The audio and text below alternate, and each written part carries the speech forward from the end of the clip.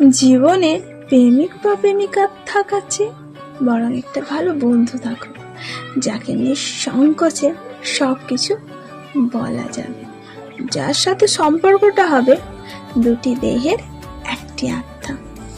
জীবনে একটা ভালো বন্ধু থাকো, সব উল্টো পাল্টা কথাগুলো শোনার জন্য মন খারাপের দিনে প্রেমিক বা প্রেমিকার মতো করে মন ভালো না করে দিয়ে আরো মেজাজটা খারাপ করে দেওয়ার জন্য। হ্যাঁ, তার জন্য একটা ভালো বন্ধু থাকুক। জীবনে এমন একটা ভালো বন্ধু দরকার, যাকে হুট করে ফোন দিয়ে চেঁচিয়ে কথা বলে মনের সব রাগ কষ্ট বের করে দেওয়া যাবে। সে তখন ভুল না বুঝে এক চিলতে হেসে বলবে, কিরে রাগ মিটেছে, চল বিকেলে হাঁটতে বের হয় একসাথে। জীবনে একটা